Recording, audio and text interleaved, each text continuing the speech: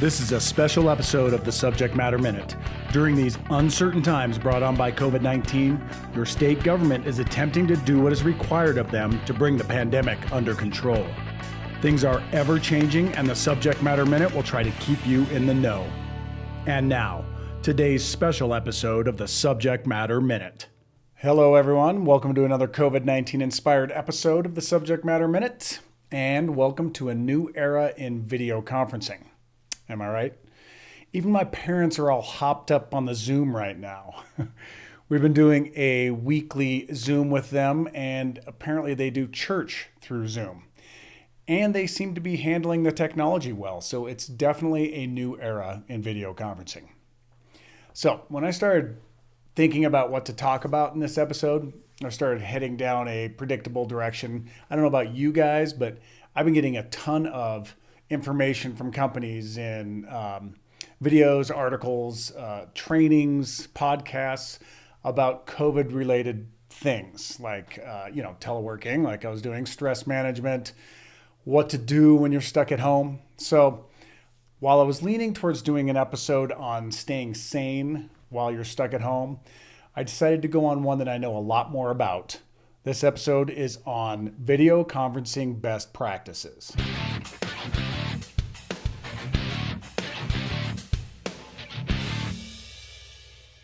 Everybody's doing it. You might as well join in. The Nagys have been doing virtual happy hours with trivia, virtual happy hours with Would You Rather, and just virtual get-togethers with my family without the happy hour part, right? I've also done a few more Hangouts with coworkers who are finally getting on board because they're also stuck at home. So while attitudes are changing, the technology and best practices have not. Okay. For those of us that have been doing video for a while, the tech is pretty straightforward, but they've been definitely making these programs easier and more functional over the years. Having said that, I'm not going to go through all the platforms that exist. Okay. So like the aforementioned Zoom, Hangouts, FaceTime, Adobe Connect. Okay. One reason is that these things change quickly, and I don't want this video to be useless within a year. Okay. The other reason is that there are so many of them, it would take forever. Okay. I want to talk about the things that don't change or have changed very little. Video, and thus video conferencing best practices, have changed very little. Okay.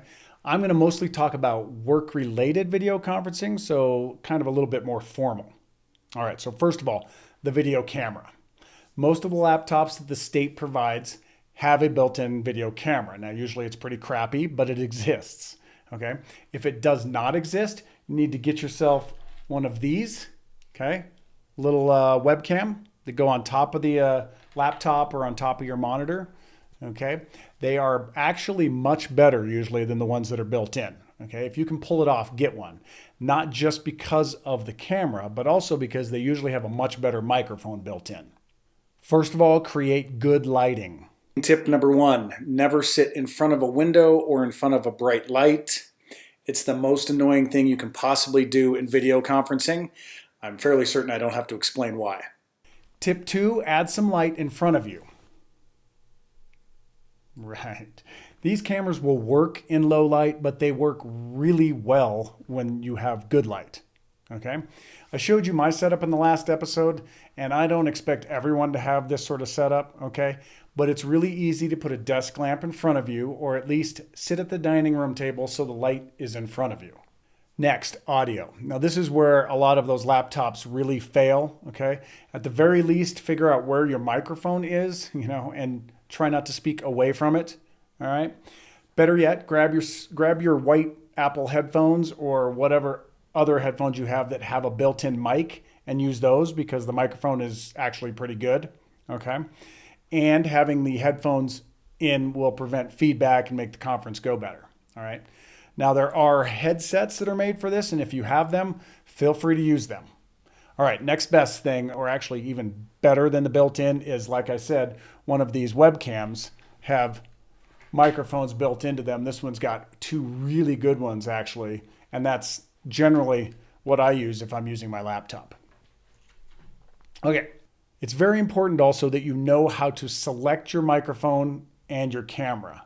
in the app that you're using. So in Zoom, it's very simple. It's in the lower left-hand corner. There's a camera and microphone, and there's a little arrow next to it to select it. Generally speaking, you would only have like one camera, but if you had your built-in and one on top, you would have to choose which one and then choose the microphone as well. Okay, technical stuff out of the way. Well, actually, hold on. There's one more thing.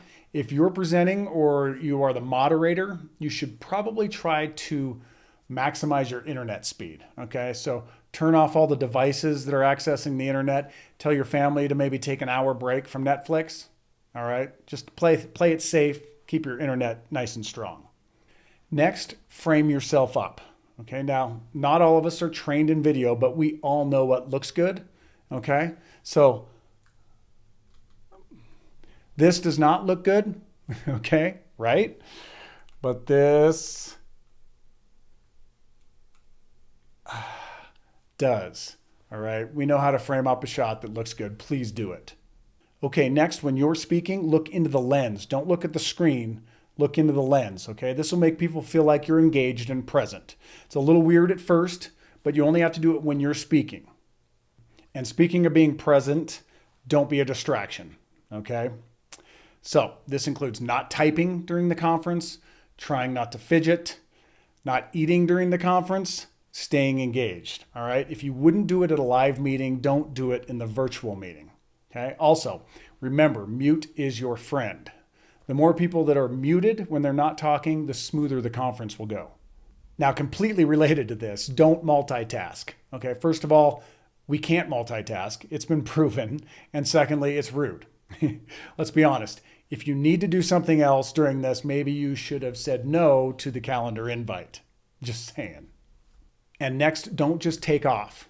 You start to feel kind of isolated and hidden when you're in a conference, especially if there's a bunch of folks. But trust me, people will notice if you split. All right. So if you need to go take care of something, either say something to the group or type it in the chat. Next, keep your background professional. Okay. This means picking up your mess. Yes. At least make sure that the mess isn't showing. You have no idea what's going on up in here because it's not in the camera shot. Now, it's actually quite organized and clean, but you need to keep a neat space, at least in front of the camera. Okay, now this also means finding a quiet place, away from family and pets. Okay, I know your pets are adorable, but they can be quite distracting to others. Next, if you're the moderator or main speaker, try to include everyone in the conversation. A lot of people or some people will shut down when they're using this sort of technology. Okay, try to get them involved. Naturally, all of these things I've mentioned will go out the window if you're having a virtual happy hour with friends, okay? Well, that's not true, not all of it. I still want to be able to see you and I want to be able to hear you, so make sure the technical stuff's working.